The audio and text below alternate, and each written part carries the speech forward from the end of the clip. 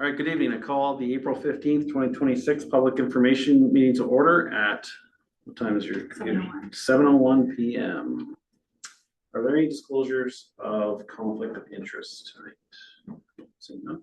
The purpose of this public meeting is to inform and provide the public with the opportunity to ask questions or to express views with respect to a development proposal, as well as a proposed update to the township's community improvement. We're not doing that. Oh yeah, it doesn't matter. Sorry, plan. Councilors are here to observe and listen to your comments. However, they will not make any decisions this evening. Township requests that you please notify staff by email at planning@plissonch.ca or by phone at 519-763-1226, extension 4. If you wish to be on record and would like to be notified of future hearings and decisions regarding this application. Please note the meeting is video and audio recorded. All electronic meetings are uploaded to the municipality's YouTube page. By attending this meeting in person or by registering to participate in the meeting by electronic means, you are consenting to have your likeness and comments recorded and posted on YouTube. Please note, in accordance with amendments to the Planning Act through Bill 185, the following parties may appeal this application to the Ontario Land Tribunal for a hearing: the applicant, specified person, public body, registered owner of the property to which the bylaw would apply, and the minister. Please note that if a specified person or public body does not make oral submissions at a public meeting or provide written submissions to the township before a decision is made, they are not entitled to appeal the township's decision to the Ontario Land Tribunal. In addition, they may not be added as a party to the hearing of an appeal before the Ontario Land Tribunal unless, in the opinion of the tribunal, there are reasonable grounds to do so. You may wish to contact Toronto Township staff for further information regarding the appeal process. Format of this public meeting for the zoning bylaw amendment application is as follows. The applicant or agent will present the purpose and details of the application and any further relevant information.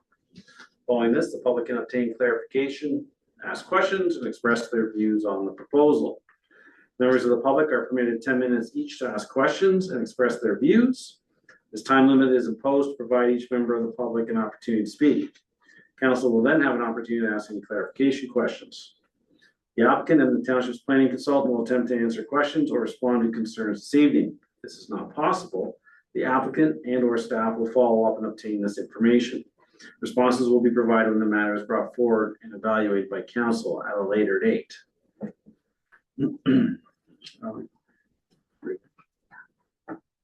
Just this one. This public meeting involves application by Barwell. Zoning bylaw application D14 BAR, property location municipally known as 6759 Laird Road West, Township of Plissonch.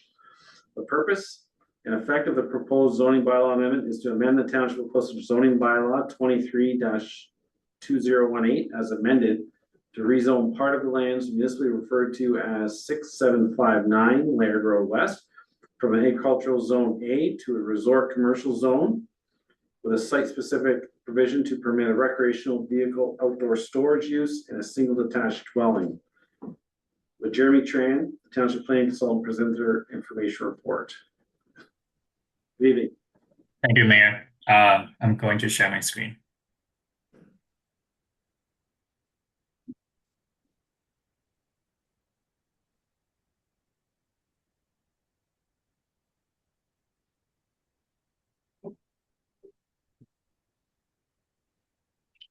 All right. So good evening to council, township staff, and members of the public. My name is Jeremy Train from MPG Planning Solution. We are the township planning consultant. We're here tonight for a public meeting for a zoning development applications at 6759 Laird Road West. As part of my presentation, I'll go over the development process, the location, an overview of the proposal, applicable planning policies, requested zoning amendments, as well as technical comments that we have received to date before going over next steps and answering any questions for the application. The applicant has submitted a zoning bylaw amendment application for this property, which is currently under review. Tonight public meeting provide council and the public with an overview of the application before a recommendation report is prepared for council consideration at a later date. The subject property is located at the northeast corner of Lair Road West and Side Road 10 North. The size is approximately 3.77 hectares, and the only use on the site currently is an existing outdoor storage area. The applicant has proposed to permit the existing outdoor storage of recreational vehicles, recreational trailers, and boats, which amount to approximately 0.56 hectares. And they're proposing to do so by rezoning part of the subject lands to a resort commercial site-specific zone. Since the application was deemed complete by council, the applicant has revised the proposal slightly to address technical comments. This slide provides a comparison of the zone change area between the first and second submissions. As you can see, the red areas in both drawings represent the extent of the zone change area. And in the second submission, this area has been scaled down to approximately 1.25 hectares to exclude the agricultural lands to the north, as well as the 30-meter buffer associated with the natural environment zone. The extent of the outdoor storage area in both submissions remain the same. For policy context, the lands are rural lands in the provincial policy statement. Under the county OP, the lands are designated recreational, secondary agricultural, green lands, and core green lands. And they are zoned agricultural, natural environment with environmental protection overlay in the zoning bylaw. Following the second submission, the extent of the zone change is completely within the recreational designations and the agricultural zone. We have provided relevant policies for these designations in the public information meeting report. For the zoning bylaw amendment, the applicant has requested to rezone part of the subject lands from agricultural to resort commercial site-specific zone to permit the outdoor storage of recreational vehicles, recreational trailers, and boats. They also propose site-specific provisions to limit the extent of the proposed outdoor storage area and to require visual buffers along Lair Road West and Side Road 10. The application was presented in front of PDAC, and PDAC has provided the following comments. The committee is requesting consideration for site plan agreement, considered including the number of recreational vehicles permitted or the areas specifically permitted to have recreational vehicles, confirm that NDS requirements are met, maintain or enhance the existing tree screen, and no severance is permitted to be captured through maintaining the existing lot size of the property. Following the second submission, the application has been circulated to various township consultants and agencies for comments.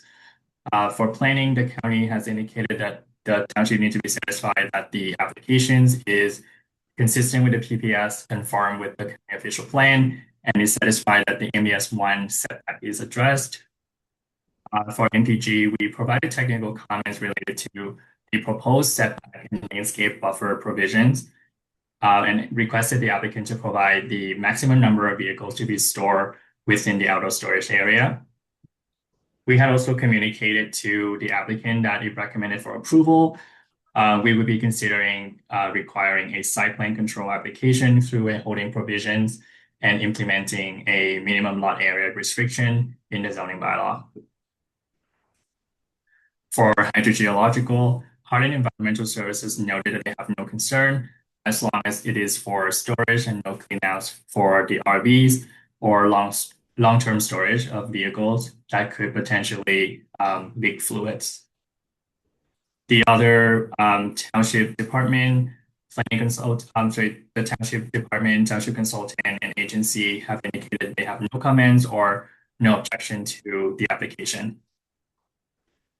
So the comments from the second submission have been provided to the applicant, and they have an opportunity to review the comments and respond to the outstanding comments in a resubmission. Following that, we will prepare a recommendation report to council for consideration. This is the end of my presentation. I'm happy to answer any questions for the application. Great, thank you, Jeremy. I believe we'll offer up, unless council has some questions of Jeremy, the applicants can present if you so desire.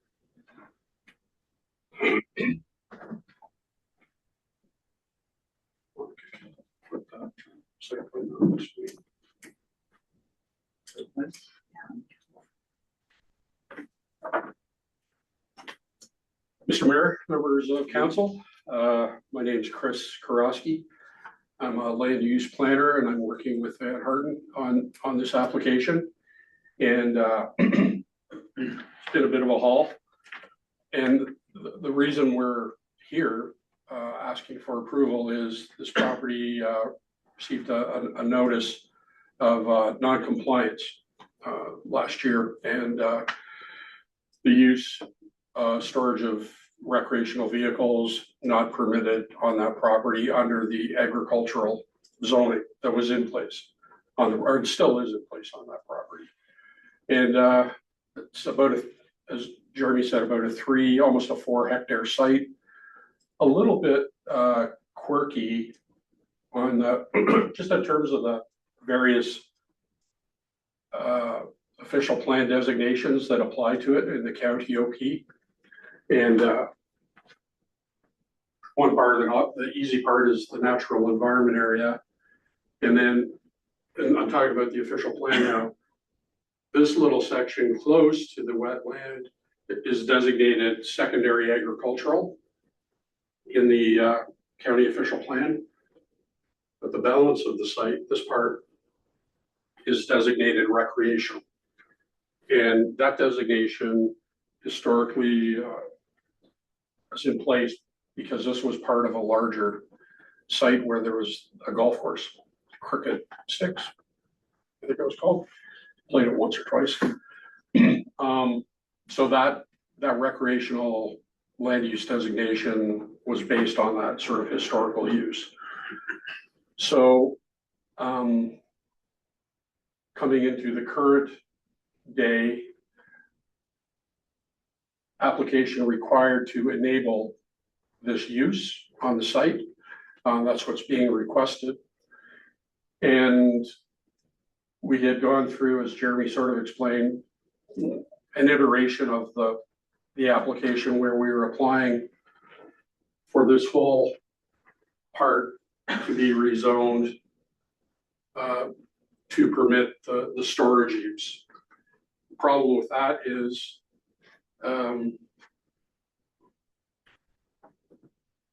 the agricultural zoning permits a house, and I think that's why when the lot was severed about 10 years ago, I think that was the purpose of that severance, was to allow a house to go on that lot somewhere. And it could go in the agricultural zone. So we want to maintain that potential for the future.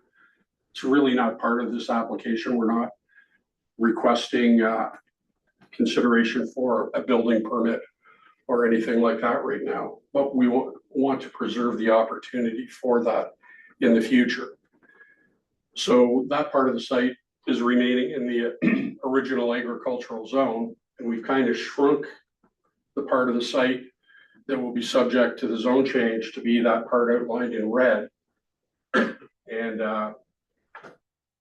so all of the recreational vehicles are parked. This is air photo overlay, but they're parked in a sort of open area within, there's a bunch of trees on the property, but there's pockets of open area. And all these vehicles are parked in that open area part of the property. It's sort of a perfect natural setting for this type of use, in part because there is an open area where there are no trees. Underlying soil, typical post-sludge good granular. So there's no paving or any granulars anywhere in the property except for the driveway into the site. And it's on, as you can see, Laird and Side Road 10. Not a huge amount of traffic, especially on Side Road 10, because that part of Side Road 10 dead ends just north of this property.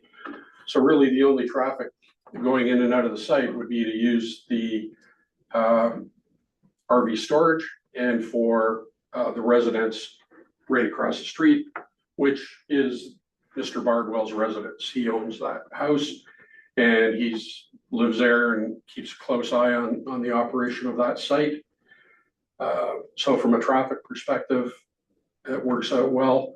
And the existing trees along the perimeter of the site, adjacent to Laird and County Road 10, both provide a very good visual buffer. If you're driving by and you're looking, you can maybe see some cars along Laird, not so much on side Road 10. And the reason for that is Mr. Bardwell, I think, trying to be a good steward of the site, cleared out a bunch of buckthorn that was growing in along Laird Road. So when that grows back in, and buckthorn doesn't take very long to come back in, that will provide some additional screening to the site. So it's got good natural screening. You don't really notice that it's there, and the vehicles are set back a fair ways from the roads. In terms of surrounding land use, there's really nothing that can be impacted by this use. And this use doesn't impact other uses that are around. The county raised a comment about a potential farm down on side Road 10 south, a little ways down, within 500 meters. I don't believe it is a farm or a barn. There's an old residence down that road with a bunch of buildings. And I think they may have mistaken the shed for a barn. So I don't really think that we've got an MDS issue.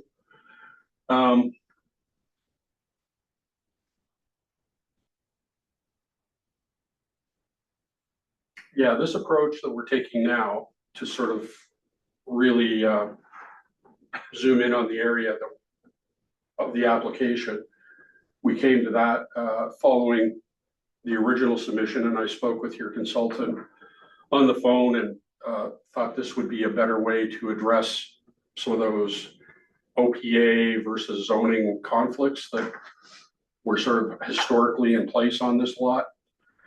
So that's the reason we did it this way. And just a couple of things I'd like to touch on that Jeremy mentioned in his comments, and this came up at the Planning Advisory Committee meeting as well. The thought of a site plan, I mean, typically site plans, can be a very useful tool for planning purposes. And really what they're used for is when you get down to sort of a more detailed level of design, and you're sort of looking at the technical aspects of the site, access, the area where the vehicles will be parked, circulation, all of those sorts of things would be looked at normally. But in this case, we're not having to do anything. The site can continue to be used as it is without making any physical changes to the property. And that would be the thing that you would typically look at with site plan approval, or one of the biggest things you look at with site plan approval is how are we controlling and laying out the site in detail, and how is all of that working? So, this proposal has been circulated to all of your consultants, your engineering consultants, your environmental consultants, none of whom had any issue with the application, and none of whom requested that, a site plan would be required to properly understand the site, because there's nothing more to understand basically than what is on that image. And that is a scalable drawing. And in my opinion, I think we could use that as a form of site plan if the township wishes to keep something on the record to formalize things a little more than the zoning. That would be fine. I've also tried to design the regulations that will go in the amending zoning bylaw to really sort of fix the areas on the site where the vehicles can actually park. So that reinforces Mother Nature. It basically mimics the areas where the trees are. All to say, last but not least, quite expensive for site plan application, $20,000 plus. And given the fact that there's really no unknowns with respect to how this site will function and how it will work, and there's really no physical changes required in order for the continuance of this site to work, you know, certainly a full-blown site plan approval, I don't think is necessary. And I think a lot of the matters that would be typically addressed in site plan approval are kind of on the face of this drawing, pretty obvious. Yeah, the only other thing I wanted to touch on was, I guess, to go back to screening on the site. As I say, Mother Nature has done a great job. That's one of the reasons it sort of really works. This use on this site really works. It is extremely innocuous and, you know, not a lot of intrusive, well, no intrusive work is required to put up any additional fencing. I think that the trees that are there now, Mr. Bardwell also has an ongoing program of tree planting. You know, some of the trees on site obviously die, have to be taken down, and so there's been ongoing replanting through the years. So that's really all I wanted to say on the planning side. If you've got any questions, I'd be happy to answer them. And we've also provided, right on the site plan, operational details of how the site will function in terms of safety and time of year that the site is open and hours of operation, those sorts of things. There are security cameras on site that are solar operated. So, yeah, we're hopeful that council will consider allowing the continuance of this use based on the application that we've submitted. And like I say, I'd be happy to answer any questions. All right, thank you very much. Is everybody attending online? Yes. All right, I want to see if they have any questions. Yes, if there are any folks in the gallery online who have any questions or comments with respect to this application, if you can please use the raise your hand function. You'll just see it located at the bottom of your screen.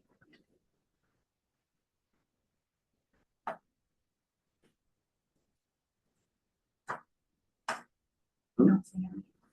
All right, I know there's nobody in person. Is there any questions from members of council? Councilor Bailey? Just a question, and thanks for addressing the first question I had was regarding the recreational designation on it. Right now, I was going to ask why it was zoned recreational, so you gave a little background on that. When I think about why something was designated recreational, the intent was for recreational purposes, not storage of vehicles. So I guess I'm wondering, when I look back, how long has the storage been on? It's operated for about 5 years or 5 or 6 years with no real, you know, until the complaint or whatever was lodged, no real issues were, no real issues occurred with the site. And if I could just maybe speak to the recreational use, there are provisions in the county official plan that specifically would permit this type of use in this designation. So a golf course would have been permitted, was permitted, but at the same time, the use that we're talking about now would be permitted by those same policies in the official plan. So the change is for the zoning. Changes just to the zoning. Okay. And then just the clarification was the vehicles have been parked on there since 2020? Oh, yeah, around that time. Okay. Yep, that's all I had. Thank you. Just query the people online again, just in case they stepped away from there. If there are any attendees online who would like to speak to this application, If you can please use the raise your hand function, you'll just find it located at the bottom of your screen on Zoom.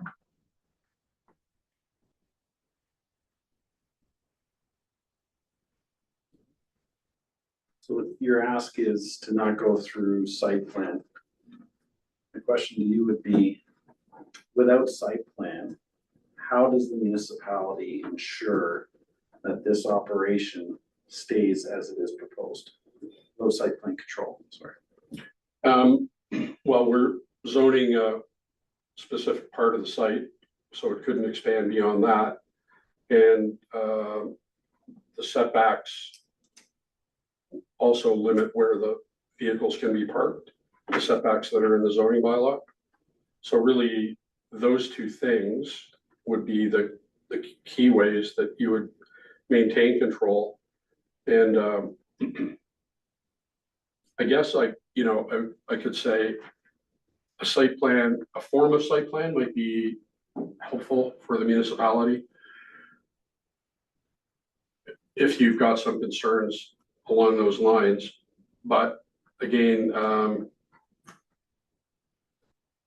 proper consideration, I guess, of what would have to be reviewed. Like this wouldn't be, Mr. Mayor, full blown, circulated to all the consultants, and they would come back with any comments different than what we've already got. Like, we already know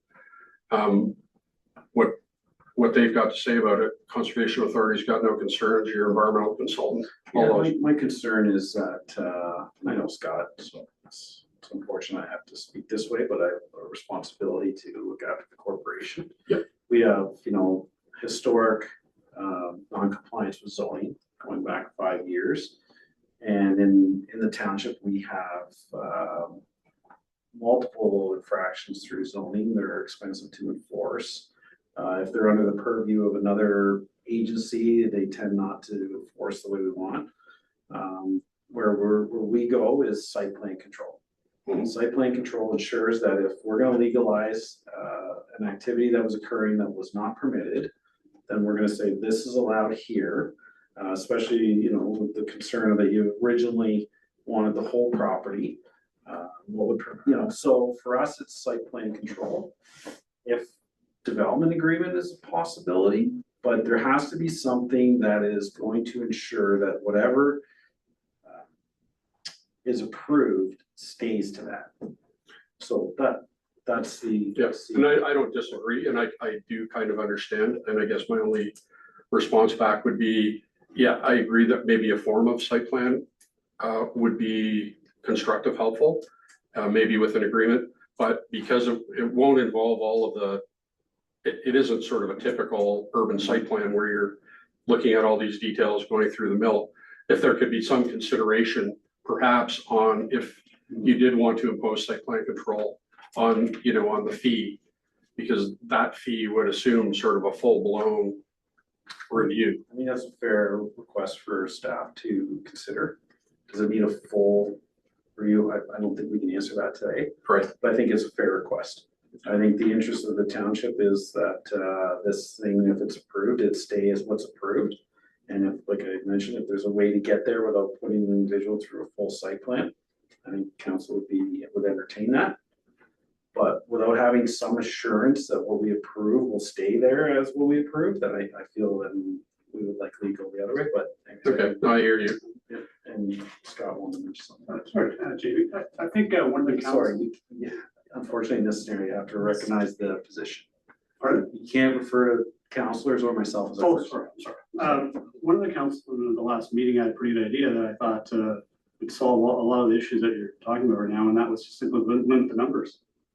Well, and so. Yeah, if you just limit the numbers to say 90 RVs, that's the number. I mean, the problem is it fluctuates all the time because there's people that are there at certain times of the year, only there for the summer, only there for the winter. So it's always changing. To come up with the site plan, it's never going to be the same site all the time. And recognizing that, I also recognize that if site plan only allows this amount of space, that's gonna be a way of limiting the numbers as well. Yes. Yeah. But hearing, I don't know if site plan control costs $20,000, it seems, if it does, and staff decide that's what they want, unfortunately, that's what it is. It was a large number, but I think staff will take that back and see if there's a way we can find some middle ground if we need it. But it's important that we contain what we want, because if there's A, the history of non-compliance, and B, the pressures from, being close to urban centers is just, there's a lot of non-compliance in the township, and we've really tried to get it under control here, so. Sure. And we only have so many tools in the toolbox to do that, but I would appreciate staff looking at it and some options for you. Okay, I appreciate that. Thank you. It's a fair request. Okay, unless Scott, you have anything else you want to add? No, thanks. All right, so that's it. We will now move on to the second application, so I appreciate your presentation. Thank you. Right. Down the table.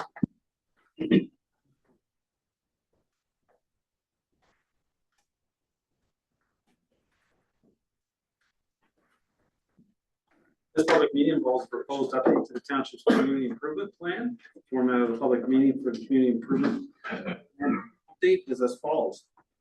Township's consultant will present the purpose and details of the proposed update to the community improvement plan. Following this, the public can obtain clarification, ask questions, and express their views on the proposal.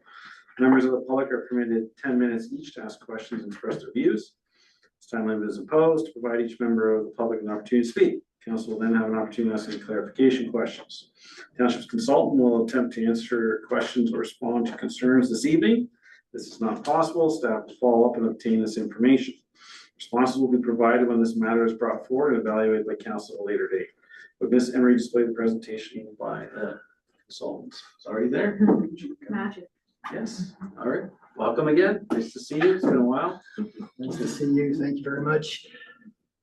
Through you, Mr. Chair, good evening. All. My name is Sean Kelly from Plural Design Planners here in Wellington County, who have been retained to assist the township in preparing a CIP. This meeting is the required statutory public meeting for this effort. Next slide, please. Nothing really happens without a good team, and we have been privileged to be working with several great individuals from within the township. Without their help, this would not come to fruition the way we wanted to and the way they wanted to. So we're very happy. Our team consisted of 6 individuals, including myself from the Plural office. Next slide. I'm going to look at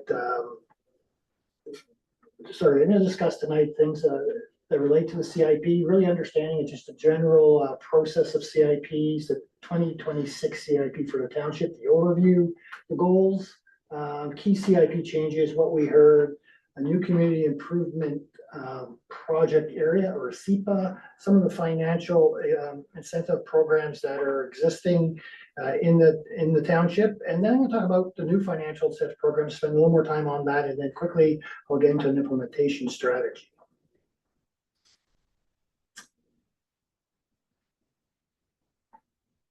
The CIP is actually a kind of an update. It allows for financial incentive programs to registered owners and tenants of lands and buildings within the community improvement project area to assist with costs related to, in a generalized sense, development, redevelopment, facade signage and landscapes improvements, planning application permit fees, licensed child care, environmental impact reduction, building accessibility improvements, some commercial conversion, interior leaseholds, and farm gate improvements. The mayor's introduction and statutory statements concerning submissions and representations concerning support of or opposition to the CIP draft final is pretty much the remaining information on this slide, so I definitely won't read all of that. We can move on to the next one. Understanding the CIP, community improvement plan is essentially an economic development tool. It provides financial incentives in the form of grants to businesses and landowners. It is legislated under the Planning Act. Next slide. And the process generalized is really a few things for us. You have to put it together. You have to meet with the township's project leads. And in this case, there's a director of finance and treasurer and a director of corporate services, municipal clerk. You work on a bit of a game plan that includes some research, some reviewing what was existing, and some analytical work. You put it together, you draft the CIP. Part of that is actually a community engagement piece where we had 2 open houses. The approval piece is really about having this public meeting, the statutory public meeting, which you have to give adequate notice, which the township has. We're having the meeting right now. And then we'll have a 20-day appeal or comment period after this meeting, at which time, depending on the comments, we may be able to push ahead with operationalizing the newer CIP. The draft final has been brought to council for an update. It can be brought for adoption, and a copy does go to the Ministry of Municipal Affairs and Housing, which is required. So they have a copy and they have a chance to comment themselves. Next slide, please. So the overview for us is really was, how do we work and satisfy the township needs?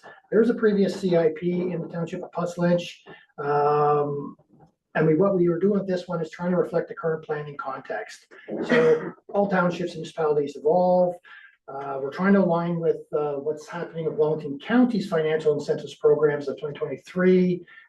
Increase clarity in the document and its purpose, certainly the administrative aspects and management. And then we're looking and reworking financial incentive programs that are well aligned with the needs of the township, removing any of the underutilized programs, consolidating, renaming, and adding new ones, and refining program parameters to ensure some consistency. The document ends up being about a 45-page to 50-page document. There's 6 sections that are specific to the township. The content really has to capture the community and stakeholder consultation. Obviously, the legislation requirements that's required has to delineate the CIPA, the Community Improvement Project area. And then it does discuss all 7 financial incentive programs for 2026 and on. And in that, we'll talk about eligibility guidelines, application requirements, examples, and any definitions. So 4 goals came out from our discussions and certainly from the terms of reference for this project. Goal 1 was really increasing a geographic boundary area to go township wide. Previous to this, we had a corridor plan, our corridor, which really spoke to what we call the settlement or urban areas of Aberfoyle and Morriston.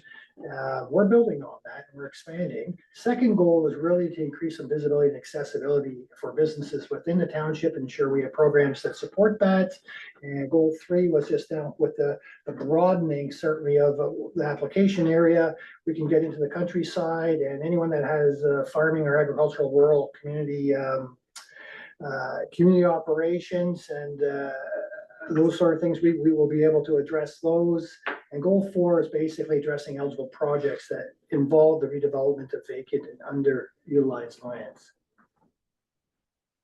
So there's a few changes with this CIP.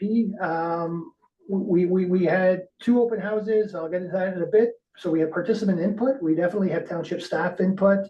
We do comparative analysis of similar municipalities close by. So what I mean by that is within the Wellington County area and beyond. And general experience, our own experience in doing CIPs across the province. And the following key changes for Puslinch would include expanding the CIPA to encompass the full township boundary. That's on trend with what we're seeing across the province. Reworking of existing financial incentive grant programs. And again, you remove those ones that don't work well, consolidate or rename programs, simplify language. What you're trying to do is reduce any confusion and barriers to uptake and participation in the programs. In this case, what's new? 4 new financial incentive grant programs. I'll get to that in a sec. And then the reorganization of all financial incentive grant programs to ensure that the pertinent information, the purpose, value, eligibility criteria, eligible costs can be easily identified, and then update language to make the township financial incentive grants better aligned with Wellington County's own grants program and their eligibility criteria. So there's a few things that we did here, but in a nutshell, we felt that the township was seeking fewer programs, but a broader application scope. They wanted to ease the implementation and improvement of the understandability of the programs and the document itself, especially for applicants. So first consultation, we had that back in November, decent participation, 20 came out. And really in that open house, free form setting, what we were trying to do was collect information on what we felt the participants thought in their expectations, trying to get the tone of the township on the types of programs they feel that would really help them. And ideally, you look for community members, business owners, or their tenants, and any of the local issues that they may have, to form a better CIP. We provided a big menu with about 20 programs. I think it was 18 programs, and they were able to do a bit of a democracy on that and kind of pick their favorites and those things that they think would be attuned to the township. The second one happened in March, so sometime after, where we're able to distill down a bit on that, but provide the same opportunity for participants in that meeting. In addition to that, we started working on what would probably be the guideline that will inform and certainly serve some of the applications going into the CIP. The urban design guidelines there were spots, and there was some draft refinement to the types of things that could happen, certainly in the township. So what the participants identified in those two workshops was basically, and moving from kind of the highest to lowest preference was really, in the highest, there was three things that came: anything that was building improvement or conversion or perhaps expansion, but was seen as important, as well as work with vacant buildings, and again, conversion and expansion in that way. Modest or middle ground for us was the planning and building fee grant, facade signage and landscape improvement grant, the tax increment equivalent grant, the farm gate improvement grant, commercial conversion startup grant, similar to things in the first one, but it came down ranked just a little bit lower because I think it's a newer piece. And then one that considers the marketing of product and experience development grants, which we see in a lot of destination communities. Lowest on the boards tended to be design study grant, building accessibility improvement, sustainable development, green infrastructure, TEAGS focused at industrial properties and development charges, motor vehicle and bicycle parking and landscaping improvement grants. What I'll say is that the mix that happens in these are very varied depending on the communities we go to, depending on what their own needs are. So if you come into a community that has pretty much a linear kind of traffic pattern, very strong highway corridor, and you will see some of these things that you think would be your easy go-tos in a CIP not necessarily adhere to as much. So it's kind of interesting when you kind of do the comparative analysis between communities and what is really important to certain communities and not so much in others. We also provided a memo back to staff that happened in February, and basically, our thoughts on the existing financial incentive programs that the township experiences right now. We also get into what Wellington County is offering and how that can work with what we're looking at. And then we identify some current grant opportunities. We do these by category, and things that rose to the top included licensed home, childcare, environmental impact reduction, building accessibility, commercial conversion, leasehold improvements, and other considerations related to eligibility. And I just want to re-comment or reinforce the fact that information does come from comparative analysis, input from the participants and staff in kind of getting this these categories going. So suggested directions, obviously, adjusting the overall CIP formatting, increasing legibility and accessibility was paramount. And then reorganizing financial incentive programs. We want to make sure that, the information was easily adhered to and digestible, but understanding that, each program has a purpose, it has values, eligibility criteria, and eligible costs that need to be easily identified. And identify programs which could support sustainable initiatives came to the forefront. Consolidating programs and simplifying language to reduce confusion and barriers to any applicant participation. And the final one that came to us is really just an update on language to make the township CIP grants better aligned with the county's grant eligibility criteria as well. the no-brainer in here, and what we're seeing really, like I say, across the province is most municipalities are working from community improvement project areas that were really small around downtown cores or historic districts, heritage districts, commercial zones, and moving to a much broader application to the full extent of the municipal boundary. Because as we know, we all have commercial activities that happen outside of downtown cores these days. And we're trying to get everyone involved in all this, and it's all about full community improvement. So these lands are eligible for financial incentive programs, and these lands being the ones in the full municipal boundary under the township CIP, as well as those offered from Wellington County's financial incentive programs. Quickly to go through the programs. We have 7 to go through. The first 3 are existing programs. The last 4 will be new programs or renamed and combined programs for the township. I will also add, not each and every program may be available in a given year of implementation. That's really at the purview of the CIP manager or administrator, who will actually make a pitch to council and get some support on which ones will be offered in any given year, and what kind of resourcing they may have. This is really important to do, and it allows you to kind of fine tune and tweak with needs. And there's only so much resourcing that can go around, and not to dilute unnecessarily. What you want to do is be very strategic with this. So just be mindful that these can switch up as we move ahead. So on the existing programs, just a quick refresher: planning and building fees grants. These ones are intended to support covering the fees required by the township in relation to a proposed improvement project. Facade science or landscape improvement. Again, if you have an existing business and building with facades and signage, you can get some assistance there. You can actually even do some private property if you have parking and landscape assets attached to that business. They certainly fall within the eligibility of this grant, and especially agriculture related uses. Now that we're broadening beyond our corridor, we can actually open this up to farm stands and agricultural based businesses that have public facing commercial entities. We can provide some support that way. The third one is the building improvement grant, and that's really about existing buildings to meet current building code, improve aesthetic quality, provide for safe and usable eligible uses, and to a degree accessibility improvements. Number 4 is a big, what I'm going to say, we composed several grants into this one. Building conversion expansion accessibility improvement grant. It's a new one, or a new named one.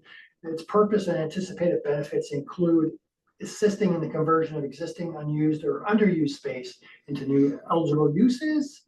Additionally, the program will assist with removing barriers, increase accessibility for people with disabilities in the township. $10 per square foot for eligible costs before tax, maximum of $3,000. The types of work that can happen with this would be the conversion of vacant and underused non-commercial, non-industrial building space into new eligible uses, and certainly expansion of existing eligible uses to increase gross floor areas of your business. Number 5 is one that's very popular in the county right now. It's the licensed home child care grant. Again, these are types of things that don't necessarily happen in downtown cores, and so hence supporting an expanded SEPA for the township is beneficial, and this will be beneficial to that.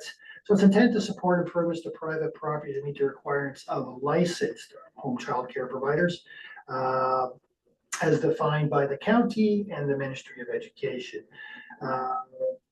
It's going to be available to eligible applicants to assist with improvements to existing buildings that may otherwise be considered cost prohibitive. So you think about, someone's going to be getting your license, they're going to have a place to have a child care. They need some assistance to repair, replace, or install things like fire protection, which they will have to do, and certainly diverting toilet areas, eating areas, play areas, sleeping areas, indoor and outdoor play is included on that. So whether it's repair, replacement, or the creation of new stuff and new content for that, this grant will go a long way. Number 6 is about green energy infrastructure and sustainable development grant.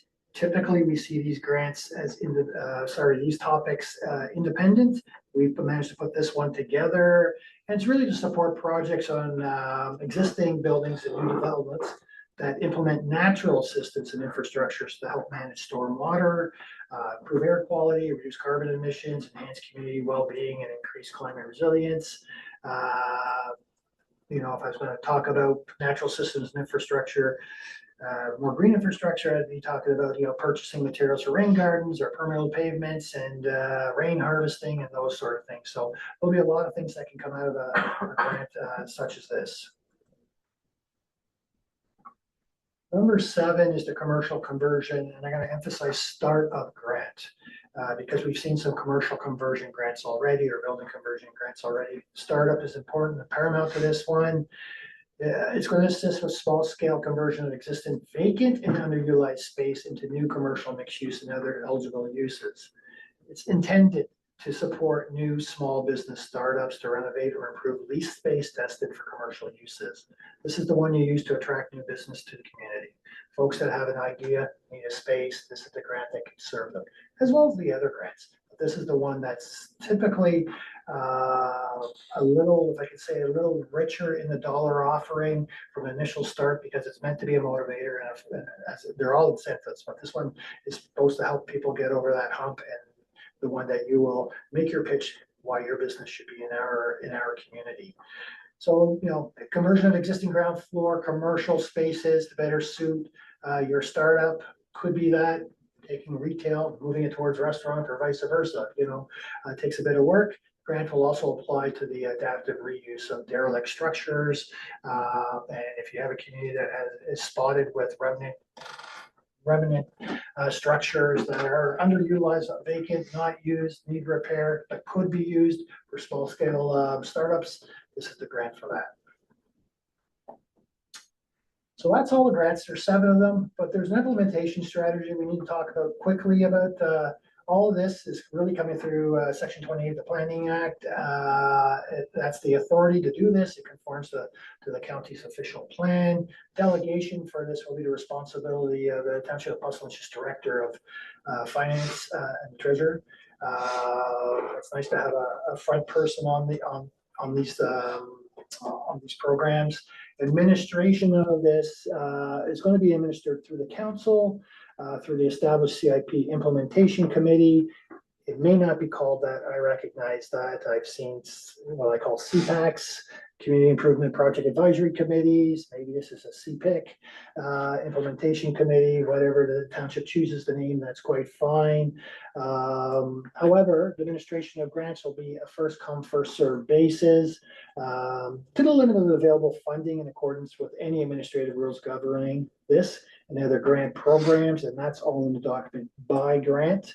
And as said earlier, the delegation or who's going to be overseeing this it'll be monitored by the Director of Finance and Treasurer. And that should be done annually. The monitoring program is part of strategy, as well as a marketing plan that should go hand in hand with how do we promote and get the word out that there's programs to be applied to. That is all I have on the Township of Puslinch's Improvement Plan 2026. Thank you very much. Appreciate the presentation. Query the people online. Yeah, if there are any attendees online who have questions or comments regarding the proposal, if you can please use the raise your hand function, and we can move over to speak.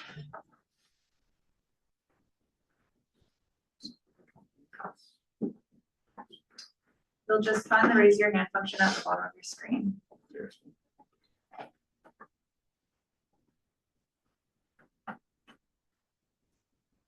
State your name or anything. Margaret, if you could state your name and address, please.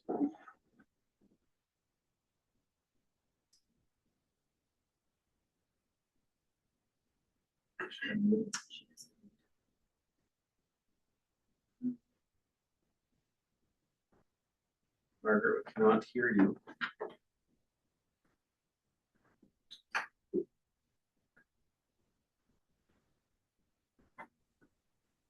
Okay, is that better? There we go. Yes. Sorry. Evening. I had you on mute, so I didn't interfere. Okay, so Margaret Howard, 50 Brock Road, South, Goodlynch, N0B2J0.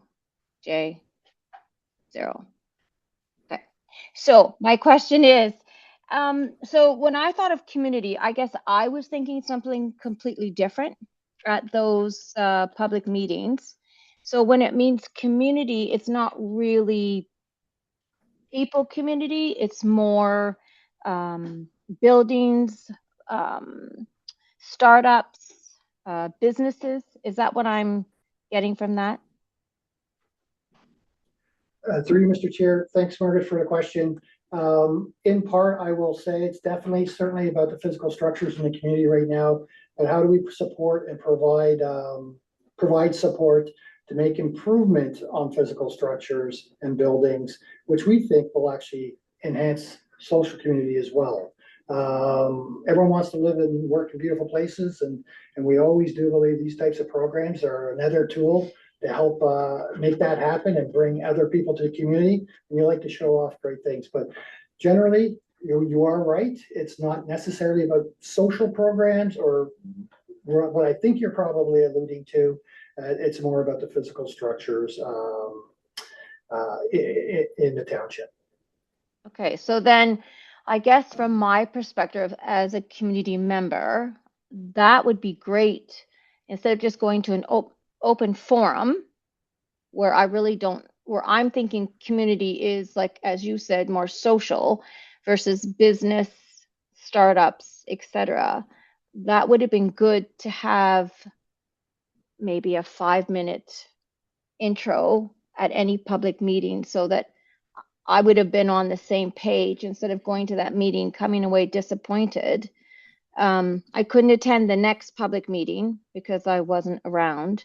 So that's why I've come tonight, because I was just like, I came away having absolutely no working knowledge of what a public spot that I had just gone to for you to solicit anything from me. I was on the wrong page because I thought it was more community based socially, but it is not. So, and seeing that presentation, I understand now what the meeting was supposed to be about. Okay, so that's my only comment. So, yeah, well, Margaret, I'm sorry. I'm sorry. Maybe you're disappointed with the open houses and the content. Certainly at the one you may have been at. We try our best certainly to articulate right at the beginning, very first slide, the very first panel on what the meeting is really about. But that's good. It's good information for me to know and understand. If people aren't actually getting it, we can take that back and make sure going forward meetings do meet the mark. Let's call it that.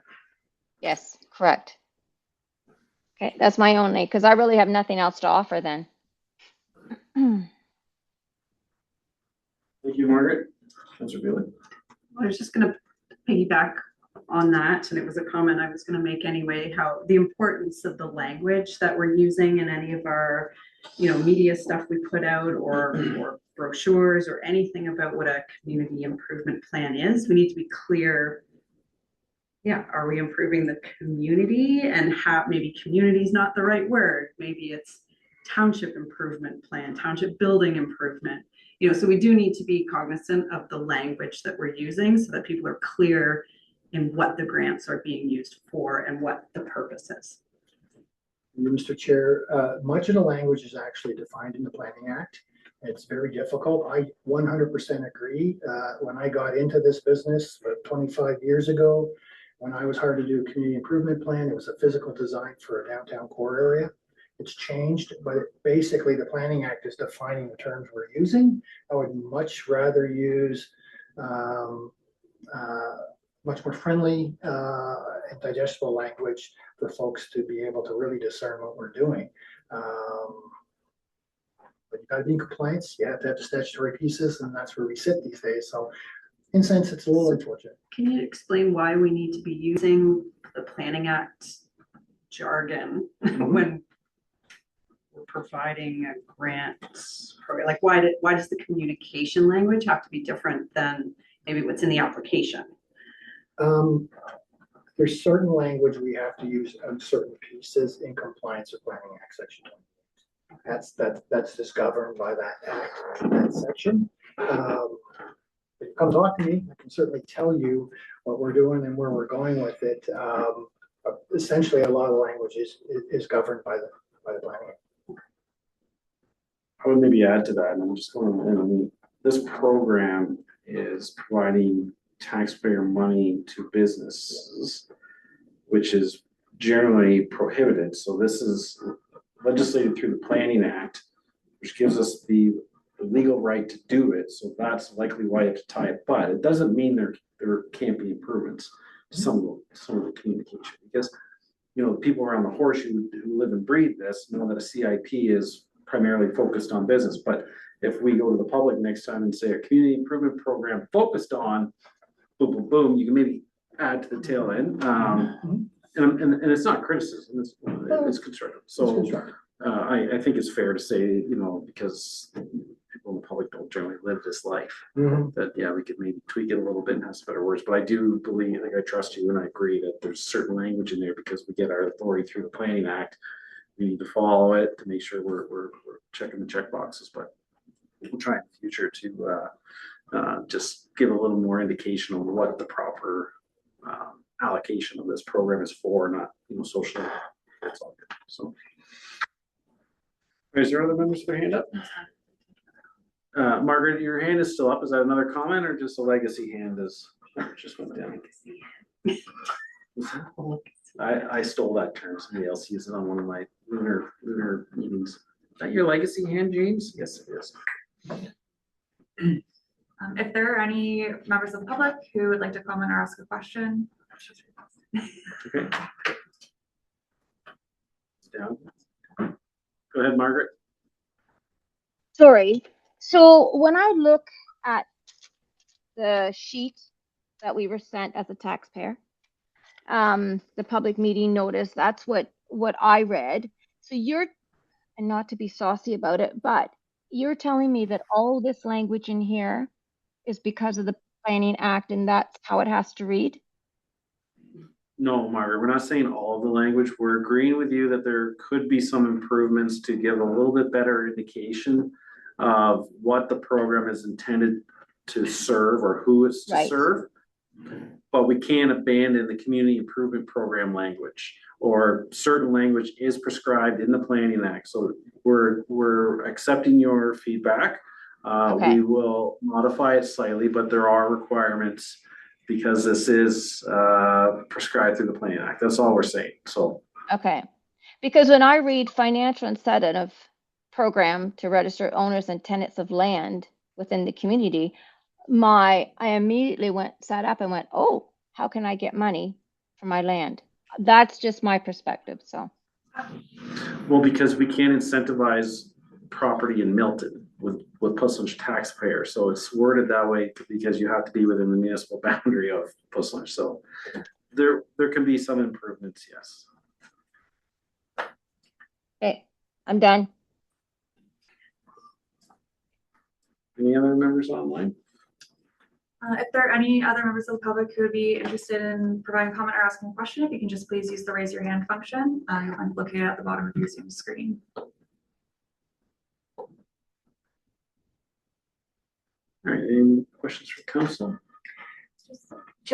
I'm just thinking on the spot on this, the language of it, and I'm just curious, like the community improvement plan that we have in place right now is called our corridor. So it's still called a community improvement plan, but it's titled something.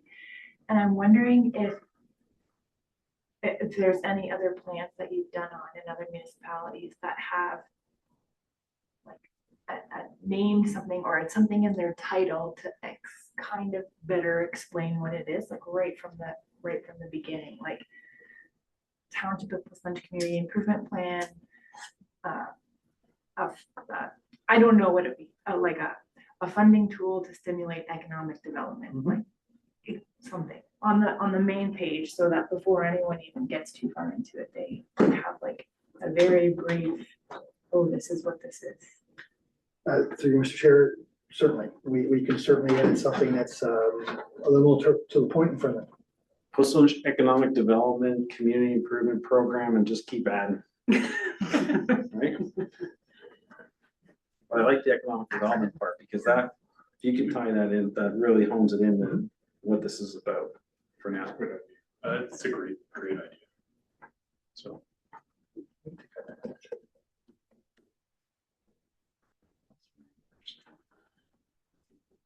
All right, conclusion.